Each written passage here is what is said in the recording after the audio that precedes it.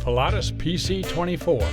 It's a sleek new mid-sized jet capable of cruising at 440 knots and 45,000 feet, and flying as far as 2,000 nautical miles. Last year, Pilatus began selling the PC-24, what the company calls an SVJ, for Super Versatile Jet. In some ways, it's similar to its PC-12NG predecessor. In other ways, it's quite different. Take the PC-24's wing and door. The wing is a hybrid, and the door, well, it's a slightly larger version of the PC-12's. Here's Pilatus's Tom Aniello to explain both. So the trick of it is it's not an off-the-shelf wing by any means. It really is part of the secret sauce that makes the airplane possible. And so Pilatus engineers evaluated over 1,000 different airfoils, came up with a blend of 5 from root to tip that actually gives us that high speed, and then combined with the double slotted Fowler flaps gives us a real low stall speed. So you've got real low approach speeds on the order of 90 to 95 knots coming into really short runways, as you saw some that you landed at yesterday.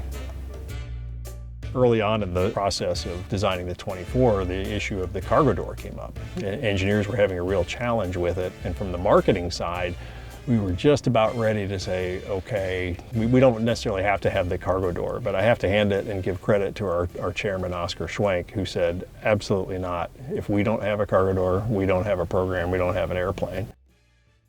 We visited Pilatus's oldest U.S. distributor, SkyTech Inc., at its Rock Hill, South Carolina location for a closer look. Rob Sammartino oversees SkyTech's Pilatus sales and touches on some other high points of the PC-24 design. We are, in fact, the oldest Pilatus dealer in the world. SkyTech opened up in 1976, and we became a Pilatus dealer in 1994. First impression that I had when I saw the aircraft again was the size of the airplane. The plane and stepped inside of it. The flat floor and the openness of the layout of the interior is something that leaves an impression with you. The door is something that makes it unique in the marketplace and also gives you a different mission for the aircraft, so we do see a lot of interest from medevac operators, special operations, and freight operators as well. For our demonstration flight, I flew next to Steve Willis, SkyTech's demo pilot. The Williams engines use a 2-degree bend in their exhaust nozzles to boost initial climb performance, and they'd soon play a big part in showing off the PC-24's takeoff performance. Willis tells us how. The exact nozzle on there, the thrust vectoring dimension, is very helpful. At low speeds, high power settings, you get a little thrust vector that pushes the tail down and the nose up. So it really helps with the short field performance and getting us off the runway and into the climb environment. He also briefed us on pattern procedures, plus go-around and missed approach flows. It's a fairly easy process, a little circular movement we do.